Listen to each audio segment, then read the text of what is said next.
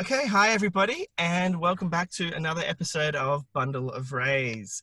Now, this is our podcast show called Reality, and as usual, we're talking to some real people in real situations doing some pretty real things. The reality at the moment over in the US is that more people have died from COVID than they have in the Vietnam War. Now, I'm sitting here in Australia. We've had 6,000 cases and 90 deaths, and we've been really lucky. But as I said, the reality in the US is very different. And this week, we want to bring you the perception and the understanding of what's actually happening on the ground in different states. So I'm going to transport you to Arizona and introduce you to a lovely little panel of ladies that I have here. And we're going to start with Jasmine Barty. So if we can, Jasmine, quick introduction, and perhaps let's just draw out why it is I've chosen to speak with you ladies today. Perfect. So my name is Jasmine Body. I'm a registered nurse, and I've been a nurse for 9 years now, which I can hardly believe. I specialize in neuro, ENT, and plastics, and I'm also a doctoral student at Arizona State University. So that's just a little bit about myself. Excellent. Yeah. So, and what's your doctorate? What's the topic? I'm focusing on nutrition for head and neck cancer patients. Okay, awesome. Yeah, my wife is a radiotherapist, so she works directly with that kind of thing. We do a bit of work in exercise physiology in relation to that as well, which is super interesting. Wow. Yeah, awesome. Great job. So doing a PhD is no feat, but you've also been up to some other things recently, haven't you, Jasmine? I have actually. So I recently started a business, and I'm trying to find a way to integrate technology and how we advance the profession of nursing. So I did my first pitch competition, and pleased to say that we were a nurse-led venture that won one of the top prizes, which is really exciting. And really just kind of seeing where things take us, and how COVID is really shaping the direction that we're moving forward from here. All right, that's pretty much going to lead us into what I want to talk about. Now, first of all, absolute kudos to you around this pitching. So people who listen to the podcast might know that I have my own business, and I've grown that entirely on my own. And we integrate virtual reality. So we use VR and AR as a teaching tool to teach nurses across Australia. And now we do that online. And I know for a fact, and my wife knows, so it's not easy. Right, and my wife wants to kill me because I'm always working, but it's a thing, and working towards that is great. But in Arizona at the moment, and just to open the door to today's podcast topic, they're open for business, aren't they? We are, and actually we never really fully shut down. I think how it's kind of worked is every governor and every state has had the discretion to decide how they'd like to close. And so in Arizona, we've had what are called stay-at-home orders. So we've had limitations on things such as restaurants, shopping, schools have been closed. But people are still kind of running around and doing things. They're still able to go outside and, you know, go for walks and socialize with other people, although we're not terribly fond of that. But that's kind of where we're at in Arizona. So there was a big push at the end of April to really open things up pretty quick. And we knew that we'd stayed home enough to really prevent a sharp increase in our numbers of COVID. But we never really had gotten to that point where we had peaked. So we thought that really we would be seeing a plateau, and knowing the science and history of how these types of pandemics, they kind of come and go. It was really concerning to know that if we opened too soon, that we would again cause another spike and then perhaps be worse off than originally. Yeah, I think this is a really important point to draw out, because essentially you went out and did some protesting against the protesters. Is that correct? So, the classic image for me is there's this truck driving in and it says, Jesus will save us. But yet all these people are out there in this time of a pandemic.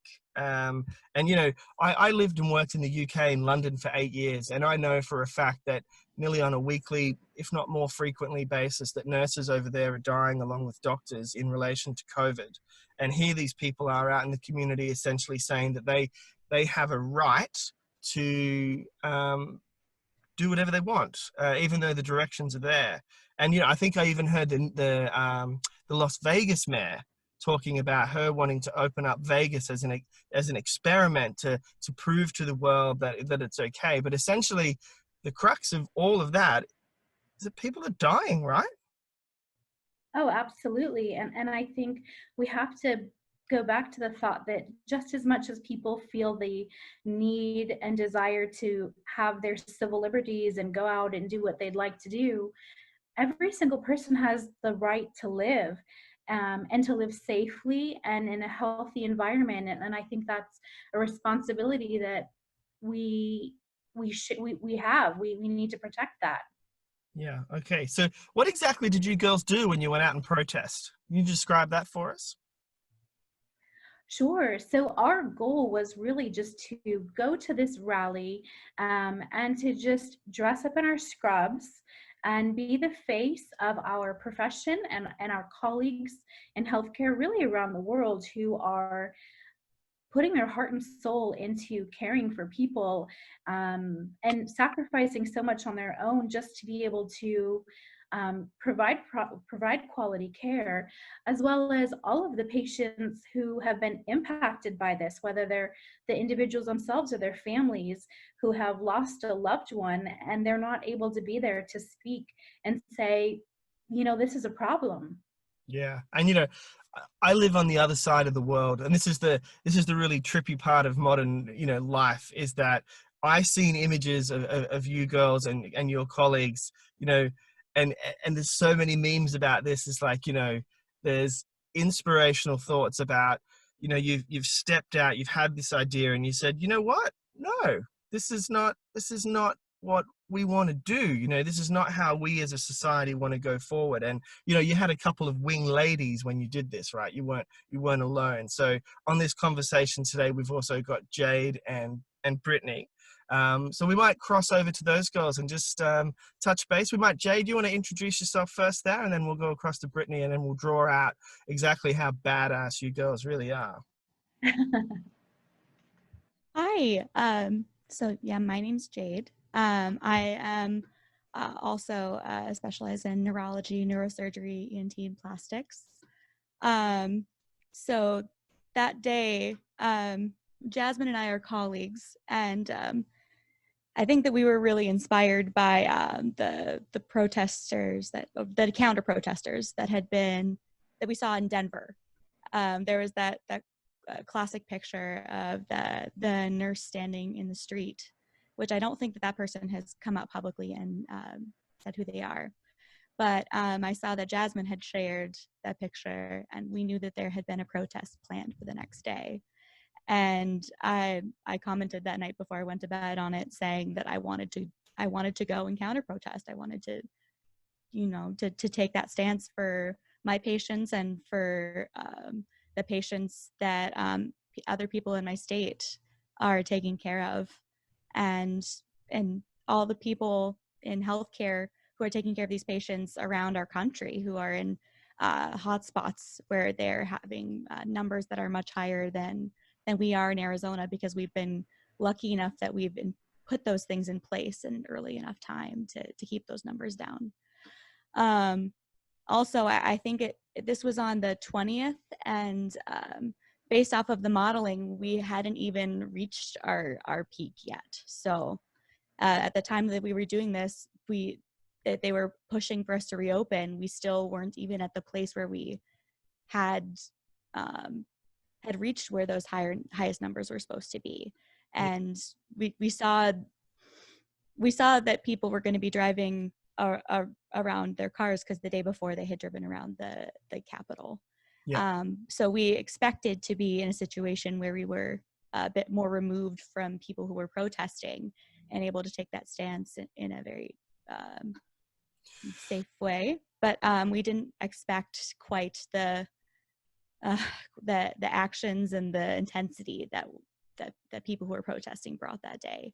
Yeah, cool. We'll get into some of that in a minute. But, you know, we're talking just before this about the fact that I think I even said it in the intro that more people in the US now have died than they did in Vietnam. Now, obviously, when you start to think about that, you just think that Mm-hmm. that's crazy, right? That's Yeah. just nuts, right? I think that we've had more deaths here just in Arizona than you've had than your entire country in Australia, which is Yeah, yeah. crazy. So It's crazy to think. Australia's had, you know, roughly 6 to 7,000 cases, and we've had between 90 and 100 deaths. So that's Wow. exactly right. And I think Taiwan, just off China there, they've done amazingly well. South Korea, you know, some countries have done well, but yeah, the US in particular has just horrifyingly got smashed with COVID. Mm. But the nurses, you know, I'm a nurse. I worked as a nurse for a long time. I was in Afghanistan in 2012. I was in Mosul, Iraq against ISIS in 2016, I think it was. So I've been to some wars. And, you know, when I went to the war, you know what I did? I put my hand up. I went, you know what? I'm going to pack my bag. I'm going to get on this plane and I'm going to go fly to this particular situation. But, you know, right now, even where I am in Australia, even though the cases are low, that doesn't mean that the anxiety and the unknown is different, right? Mm-hmm. So when you go to work of a morning and, you know, these nurses, they pack up their kids' lunch and chuck them into this emergency daycare setting, and they're in the car, they've got their 10-minute drive to work, and they're hopefully listening to our podcast, right? Wink, wink, right? Mm-hmm. But that 10 minutes before they get to work, you know, it plays on your mind. It's like, I'm about to go into this area where people are dying in other parts of the world, right? That's like going to war, but I didn't choose to go to war, you know, and that dynamic about, you know, how we operate. When I turn around to get a mask, there should be a mask there, right? There should be PPE. Mm-hmm. You know, when I turn around, my colleagues, my doctors, my physios, everybody should all be on the same page, working safely together. And you would think that the community would have your back, but essentially, you know, what you're saying in Arizona is that the emphasis on the economic ability to continue business and have that was looking like trumping the healthcare safety perspective, right? I feel like the thing is, the response that we had after that day has shown me that I think that the average people don't feel that way. I think that there's a very small minority of people who have there's a lot of misinformation out there and just don't understand and are only focused on the possible economic effects, and either don't believe in the numbers that are there or in the true risk and the true situation that is going on, or they want to minimize it. I think that some people's response to fear is to try to place that fear in an outside force, to try to just pretend that it doesn't exist and Deny, focus that energy into creating another enemy, someone that they can control. yeah, yeah. And, you know, as I said before, my wife is a radiotherapist, and, you know, in the past, she's looked after patients who have fungating tumors, you know, they're sort of external of their skin. But psychologically, the way that some of these people have dealt with that is just to not recognize it, not note that it's there. And they Mm-hmm. have that denial, and that's true and core to them, right? And that's part of her job to help them work through that. And denial can be a really tough thing. But, you know, watching these protests, some of the things that were coming out of people's mouths, wow, you know, Yeah. and, you know, not thinking that this pandemic is real, not believing the numbers, and that conspiracy theory is just entwined in a lot of things these days, which is interesting. But we Mm-hmm. might move on to our third wing lady in the team here, which is Brittany. Brittany, good Yeah. morning, good afternoon. Yes, good morning / afternoon, wherever you're listening from. My Yeah, name is Brittany. I live here in Arizona, and I've been a nurse for about 5 years. I did 2 years on med-surg to get my feet underneath me, and then moved over to ICU. So I've worked in the ICU for 3 years now, and I work on medical ICU, so we're kind of a catch-all. But we've actually been converted to the COVID ICU for the last 8 weeks since we got hit in Arizona. So COVID is something that's very much a part of my life and kind of near and dear to my heart at this moment. Yeah. And you've been busy with COVID? Yeah. Extremely busy, in a few ways. You walk onto the unit and it's just complete chaos. And there's just this feeling of anxiety, as you were talking about earlier. You can kind of cut the tension with a knife in the room in the COVID unit. And we're very busy. When we have one patient move out of the unit, there's always another patient waiting for a bed on the unit. So yes, very busy, very hectic, lots of anxiety and lots of unknowns. We're just learning more and more every day and trying to work together as a team to figure out how best to care for these patients. Yeah. And so what was your role in the protest? How did you, I'm getting the feeling that the neurosurgical med-surg area with Jasmine and Jade, they were like, right, let's go, we're going to own this thing. And how did you get dragged along? Yeah, so I was the last member to join, actually. Jasmine and Jade made plans the night before, and reached out to my friend Lauren, who unfortunately was not able to join us for this part, but Lauren is my coworker, and she reached out to me the day of the protest, about an hour before. And I had also seen what happened in Denver and loved that. And so she texted me and said, hey, there's a protest down in the Capitol in about an hour. There's a few of us going down there. Do you want to join? And without question, I just was like, yes, absolutely. We're going to do that. We're going to stand up for our patients. So I rushed down there, no idea what I was getting into. And it's been a life-changing experience. Yeah. Wow. Why? Why has it changed your life? It's for a few different ways. I think obviously there's been this whole social media storm and all of this that came out of it that none of us could ever have expected. And we've just been exposed in a way that we weren't, looking for. But mostly it's just taught me to just continue to be an advocate for patients. And it's just brought to light how much they need us to use our voices. As nurses, we're all natural advocates for our patients. That's what we do every day. But the public needs us as well. And they need us to educate them and teach them and show them what we're seeing in the hospitals, because they can't see it. They're not allowed in our hospitals right now. So I think that's been the biggest piece for me, is just really taking ownership of educating the people around me and the people that are hopefully listening to the small platform that we've been given, and just using that to our best ability. Yeah, awesome. And I think it's important for our listeners to understand that, your actions and the things that you were doing during your protest, there's one or two particular videos that have millions of views now. So it's gone proper viral. And that image of the nurses on the pedestrian crossing, I think, was that in Denver, Jade, that particular image, and that preceded your protest. But if anyone just gets on to YouTube, it's very easily viewable. I've watched a couple of them already to prep for this chat. So it is fascinating about it. We see Trump here talking about fake news all the time and fake this and news that. And you're like, but actually, if you're just a person and you're just living your life, social media doesn't make it easy, right? Like, it doesn't make it easy for you to educate yourself. And the internet isn't a filter. It throws everything at you. And usually the information that it is throwing at you is paid information that's there to not deceive you, but to influence you to have a certain line of thought otherwise. Do you think that's what's happened to these people that were protesting against you? Or do you think they were probably just ignorant to the really serious effects that COVID had?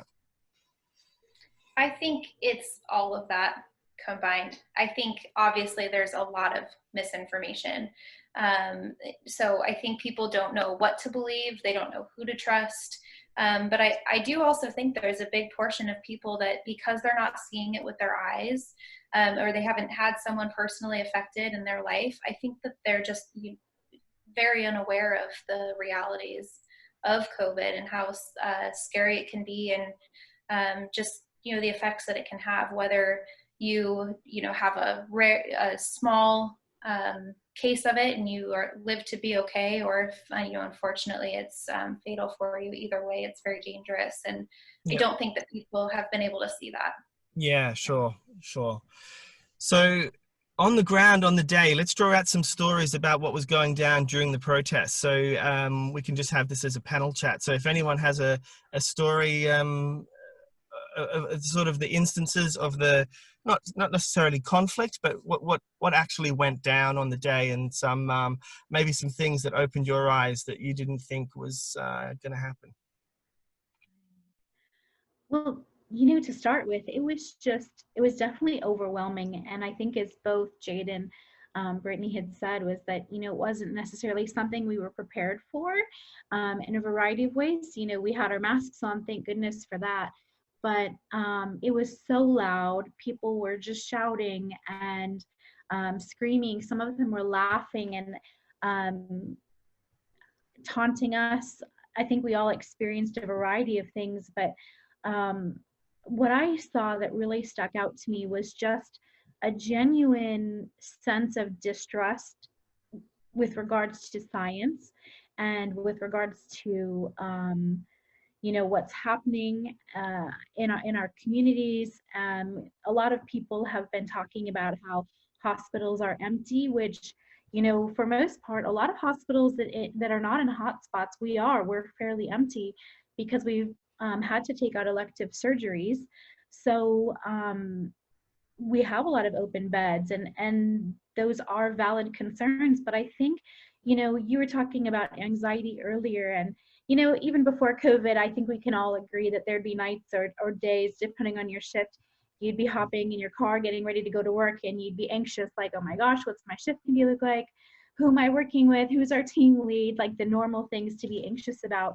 But coming in with this level, your anxiety is so much different. And I've really come to realize that we're almost going through phases of grief on our own. And I recognize that same pattern in everyone who is there. They're grieving a life that is no longer something that we're living normally anymore. And so, to me, they're grieving. Yeah, well, just while you've been talking, I just looked up. So in April, the US has 20.5 million new unemployed people in the 1 month, which is additional to your previous unemployed people. So outside of grief, it's probably just fear as well. That those numbers are, Australia's whole population is 26 million. So, your new numbers of unemployment is pretty much my whole country. Um, you know, so Jade, what were some of the slogans people were talking about? What's some of the actions that people were doing?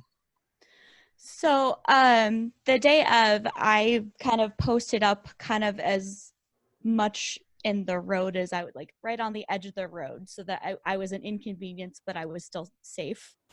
But there was just a wide variety of responses that all felt like different types of reactions to fear and anger. There was a lot of distrust that we were nurses at all. A lot of comments about, like, anyone can buy scrubs, you're not a real nurse, things that was one of the most predominant things that people would say. During the protest, we decided to stay silent and to just use our presence and our body language to communicate our message, which for a lot of the people that were there, I think infuriated them more, because there was a lot of people that would focus in and just say anything that they could to try to antagonize us into some sort of altercation. There was a lot of spiraling. Like there was one person in particular who focused in on me from her vehicle, and just went from, you are a bad nurse and you have no compassion, to you are a fake nurse, to, well, if you are a real nurse, then you're an abortion nurse and you are a murderer. And it's just like there was a person who was circling in his car, who every single time he would pass me would blow cigarette smoke in my face. There was some sexual harassment sort of comments and things like that. I think that that some people did crowd into my physical space, but luckily, because we had a police presence at this protest, and they did assign someone to protect us, that no one actually touched me or got physical. But there was a lot of intimidation with their, like, intimidation sort of physical presence. Yeah, There I was, call someone calling you an abortion nurse and a murderer pretty intimidating. yeah, there was a lot of screaming. There were times where I was surrounded on all sides by people, from people in their car to people behind me. There was a couple of big, like, buses and trucks and things, and at one point a bus started getting very, very close to me, and one of the people who was taking photographs almost grabbed me to pull me out of the road because she was concerned about the presence, but luckily it was fine. I don't know that that was an intentional choice or not, but it was very intimidating. Hmm. But Bus I was just full of sorry, go ahead. protesters, obviously, like I people. don't know that there was anyone on the buses at the time, though. That thing, I think that that bus might have brought a lot of the people who were now outside of their cars there. I couldn't see through the windows of this bus because they were painted over, so I don't know for sure there were people other than the people driving it in it. But there was a lot more people than we expected to be Yeah. there. Wow. Well, and I get it. It's very pivotal that people need jobs. People need Mm-hmm. they need that safety. They're providing for their families. I get that people can be worried, but to come out and abuse people that they don't even know, that's not, in a war, the psyche, society's psyche around this is so fascinating, because if this was a war, right, you'd probably find that everybody becomes very collegial. The community really binds together. There'll be soup kitchens to help people, and everybody will be taking care of each other's kids, and they'd all really get behind each other. But not with this.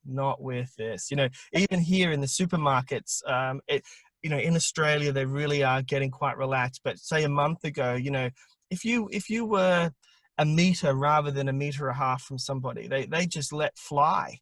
People were just wound up like a spring coil ready to unload. And it sounds like a lot of these people at the protests are probably just like that. I will say that there's been this sort of difficulty brings out the best or the worst in people. And I have seen people where this has brought out the best. And the response that we've had from people online has been overwhelmingly positive and of support. And I don't know the exact numbers, but when polled, people do support staying closed. The majority of people support staying closed in our country.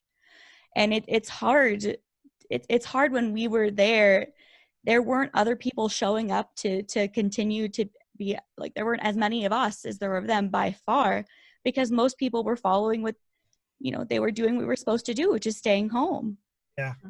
We found a way where we could stand up for what was right, and we tried to do that in as safe of a way as possible, because we felt compelled because we just wanted to support everyone who's dealing with this, and to show up and try to tell people that this is real without speaking a word.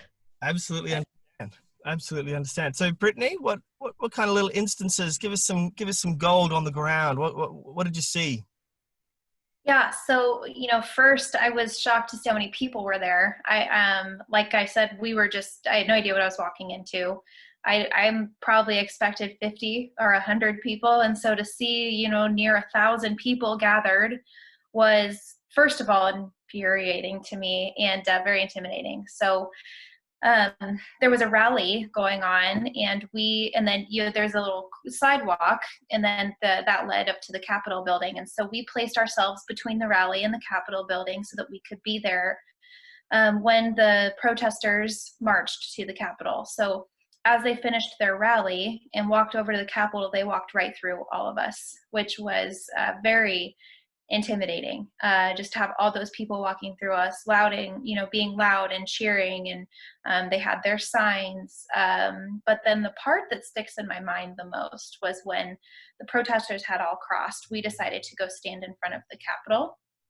And that's where a lot of the pictures have come from and the videos that have been, all over the internet. So we stood there for about an hour and a half and stood about 6 feet apart with, our masks on, not saying a word. And like Jade had mentioned, the silence that we took made people very angry because they wanted to argue with us. They wanted to hear our point of view, why we were there, but we felt that our silence would make more of a statement than if we were to engage and get into conversations that would not be beneficial. So standing there and having all these people come up to us, people had no fear, or they were not afraid to just walk right up to us and tell us what they felt and why they think that this virus is not real, or why we should reopen early. So like Jade mentioned, we got a lot of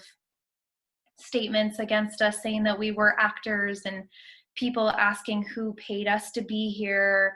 A lot of people said, oh, well, you're just so young. You don't know the difference. You're just doing whatever they tell you because you've bought into it. A lot of, mostly people saying that we're fake nurses, people asking, oh, well, if you're so busy, why are you not in the hospital? What a waste of your time then.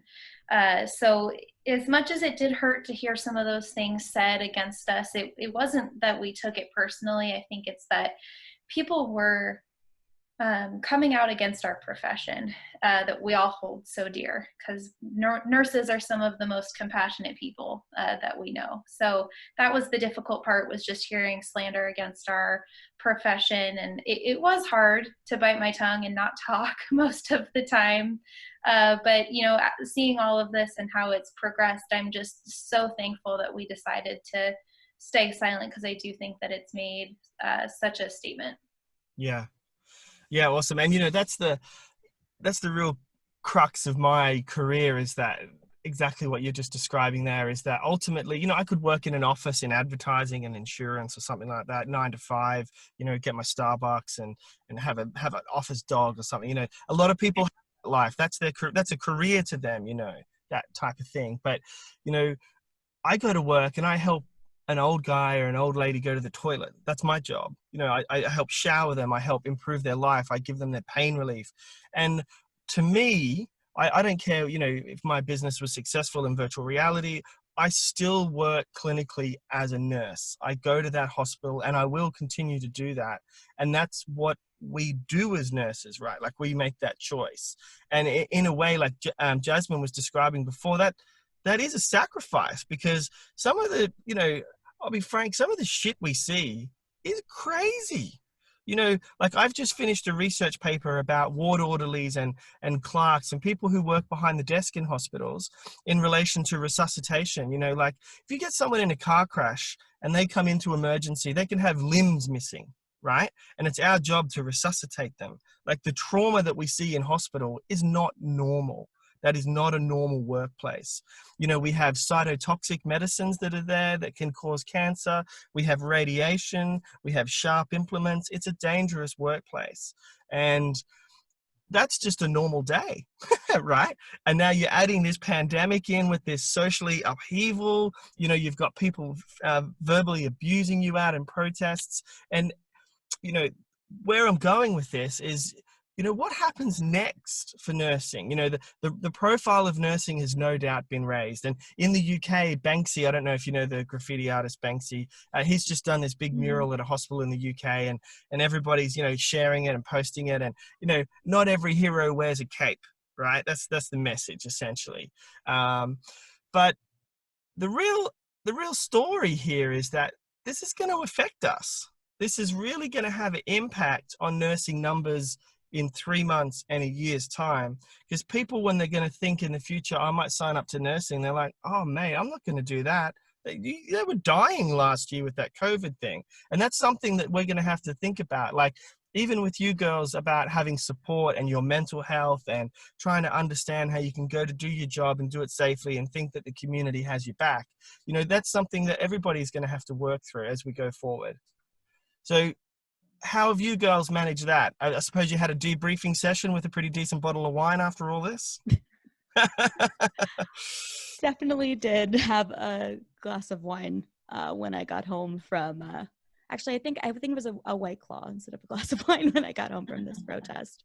Yeah. I think that's something that I've seen is our unit. So right now I'm currently redeployed to a testing tent to help outside testing all the patients who are stable enough that they wouldn't necessarily need to immediately be hospitalized, but obviously still need to be tested in a way that is safe and prevents, because when you do tests, people cough and sneeze, and it's a situation where you're immediately going to be putting people at risk for contracting it if you are positive.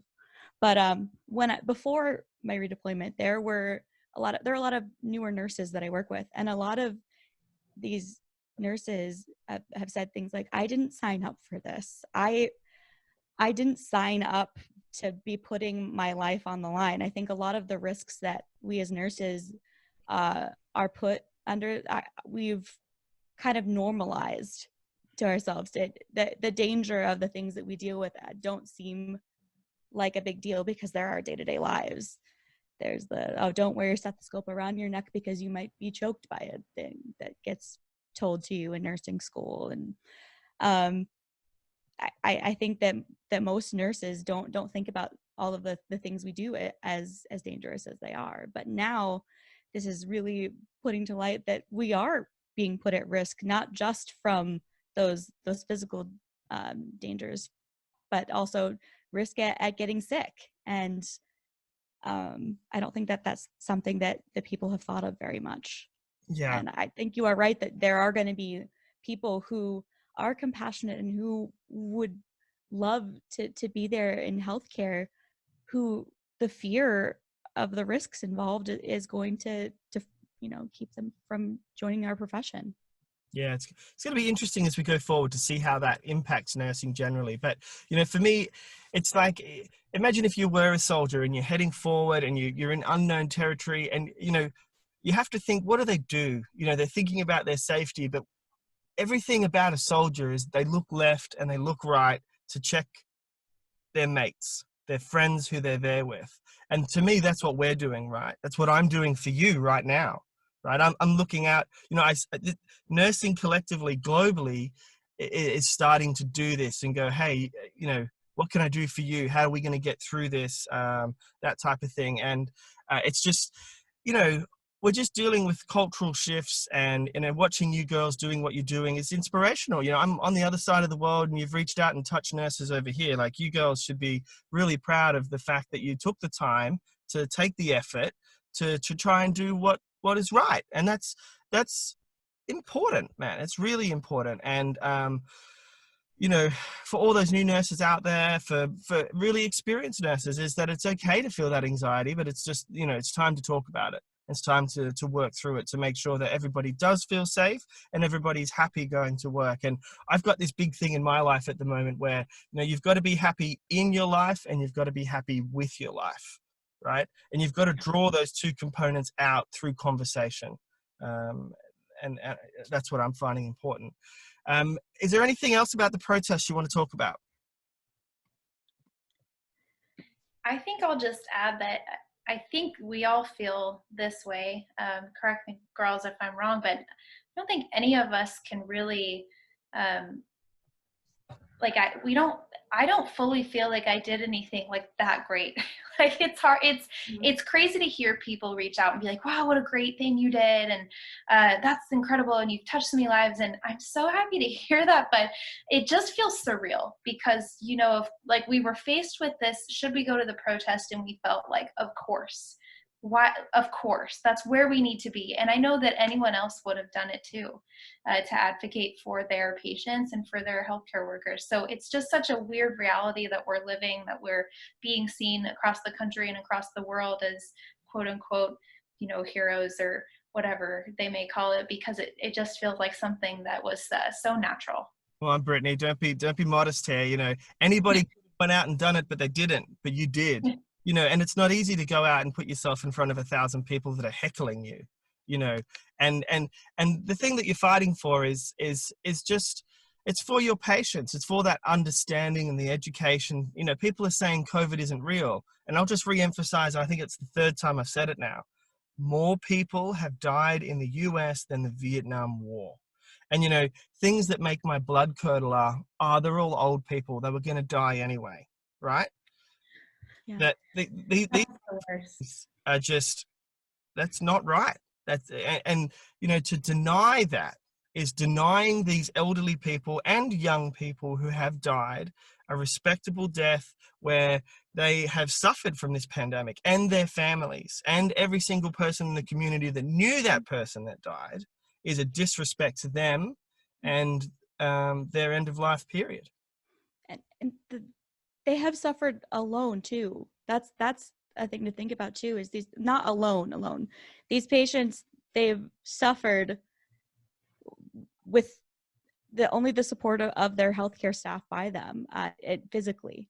They aren't able to say goodbye to their families in person. They aren't able to have those experiences. And the majority of the time, if they've said goodbye, it's been through a video chat or a phone call. Like if someone's been holding their hand, it's been their nurse or their doctor or a PCT or someone like that. And it's heartbreaking. I've always said, you know, I've worked in ICU for 10 years. I have a master's. I did a research thesis in ventilation. And I've always said that the nicest thing about ICU is, you know, we have the sickest people. So I'm surrounded by a lot of science. So I learn a lot, right? That's cool. I like that. But the other thing is that a lot of people do die in intensive care because it's where a lot of the sickest people go. And all of a sudden there, you have this opportunity where you can give somebody a good death, which, as crazy as that sounds, you can. And not like birth, where you can book it in. You know, you can't book in an elective death, right? I know that sounds crazy, but it's just another part of life. But in intensive care, nurses are there with patients and they do die alone. And it's an extremely honorable part of our job to help provide a very comfortable end-of-life process for a family. I haven't had to do that in COVID, and Brittany, I'm sure you probably have, but that turmoil and, you know, the core part of our DNA to touch people has been shifted and thrown out the window. And I'm glad I haven't been involved in that, even though I definitely would put my hand up and do it. But that is a very unnatural thing for humans, is what you're describing, Jade. Is that right, Brittany? Yeah, that's correct. Yeah. All right. Well, we're nearly at an hour, ladies. It's been an absolute pleasure to chat. Anything else you wanted to draw out? I would just like to echo both of the ladies' thoughts about just the overwhelming gratitude that we feel for people from all over the world who have reached out to us and have, you know, pretty much stood in solidarity with what we're doing and what our mission was. And I have to agree, like, I don't think any of us we don't see ourselves as heroes. We see ourselves as nurses, and we're doing what it is that we shine so brightly with, and that's really advocating for our patients. And you know, I love the book Give and Take by Adam Grant, and you know, he talks about how when you give back more, it helps you become more resilient. And looking forward, I think that's a big thing for the future, for the mental health of our entire health profession and nurses around, is that giving back can be a really great thing for us in terms of our own healing. And so one of the great things that we've kind of orchestrated is raising money for the Navajo Nation. And so using this small platform and voice that we have now, we're doing our best to try to use it for good. And I think for us, that's what we look forward to in the future, is how do we take this momentum that we've inadvertently created and continue to use it for things that are good and things that really matter. Yeah. See, that's just bloody awesome. You know, you girls have just got to stop being cool. All right. This is ridiculous. But, you know, what you're doing is you're leading. This is the thing, is that, you know, leadership isn't something you can go for a course and learn for 12 months on how to be a leader. But sometimes leadership just comes because you're leading. You know, you're taking a step and putting it in forward of the other step. And all of a sudden, when you turn around and see who's around, they're all behind you because they're following you. right? So congratulations, that's a really great thing. And nurses globally are seeing what you're doing in America simply because your numbers over there are the greatest, and you're definitely doing a good thing. There's a podcast by Sam Harris, which is relatively recent, called The Science of Happiness. And he has a professor from Yale who works in psychology, and she works with happiness. And they do these experiments where they go up to people and they'll give them $50. And they say, there you go. You can either spend it on yourself or you can spend it on somebody else. And then, afterwards they come back a couple of days later and they say, they do it like a qualitative assessment and say, what did you do? And they said, I spent it on myself, right? And then 50% of the other people spent it on somebody else. And collectively, the results show that people were happier giving that money to other people, right? So those little moments in time where you can contribute and provide back and have this, which essentially is reflection or mindfulness moments of, what did I just do? How did that make me feel? And then, right, how am I going to act on that? They're really powerful things. So, you're doing a good thing, definitely doing a good thing. Thank All you. right. The reason we decided on the Navajo Nation, though, I just want to say really quickly, is the Navajo Nation has had the third highest prevalence of COVID cases in the United States, and I don't think that it's gotten that amount of attention that it deserves. It's only behind New York and New Jersey, and they have significantly less resources than those other areas. And so when we were thinking about what to do with this voice we've been given, we just wanted to highlight this area because it really is being ravaged. There's a lot of people, like 30% of homes there, they don't have access to running water, so they can't do frequent hand washing. A lot of people cohabitate with large amounts of their family, which makes it so that it's hard to socially distance. Yeah. And they don't have a lot of the same resources that we do, and it's like another world within our world, right? It's very similar here in Australia with our Indigenous people. They live in Northern Australia and Queensland. They live all around, but the big pockets of communities, we've really worked hard to try and protect them for exactly the same reasons that you're outlining here. So, that's really super. All right, girls, I'm going to end the conversation here. I just, honestly, it is, I was up just after 4 a.m. to get ready for this, but I wanted to, and I really hope that our listeners get some value out of this because it is intriguing stuff. And like I say, we value what you're doing, and the core conversation has to be had. People are losing their jobs and businesses are closing, but people are dying. I don't know what the right answer is. I don't think there is a right answer. And I suppose the really hard question is when we look at the curves, time is going to tell us, right?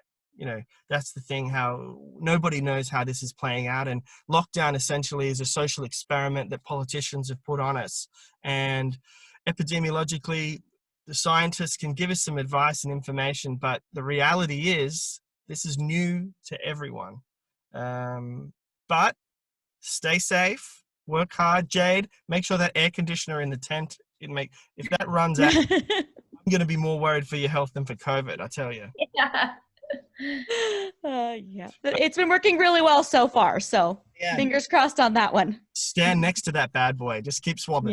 Yeah. We have some ice pack vests too, which are helping. But yeah. Brittany, you just keep your PPE on, right? Yeah, always. And what about day-to-day business? Are you seeing, I spoke to this ED doctor in Spain, and he was saying that some people there were having heart attacks, and the heart attack was so bad, it was going through the wall of the ventricle, and they were having cardiac rupture. Oh, gosh. Because people were so scared to come to hospital for normal day-to-day business that they might have had some chest pain, but they didn't present, and then they were having a cardiac rupture. So day-to-day business is still happening, right? So people talk about a second wave of COVID. Don't worry about that. Worry about a second wave of just normal business that's sitting at home. All these people need elective surgery. All these people who have oncological therapies, their disease is going to have a higher morbidity and mortality. So the secondary wave, I hate to say it, but once COVID settles down, guess what? Nurses are going to be busy again. Yeah. Never stops in our world. Never stops. It really doesn't. Yeah. All right. Well, you girls stay safe, work together, make sure you have a glass of wine and talk this through. I'm not advocating alcohol. I'm just putting it out there. So, Thank Thanks for having us. thank Thank you, you. Brad. all right, it's absolute pleasure. And I'm going to flick you some coupons to our education platform so you can have free access to our education. Oh, Thank you so much. Perfect. Thank you. All right, ladies, I hope Arizona treats you well. It is officially 5:55 a.m. I'm going to get out of my pajamas. I'm going to get out of my car and I'm going to go to work and work in a Don't You work have too a great hard. day. Thank Yeah, you, have Brad. a great day. No worries. All right. Thank you. Bye.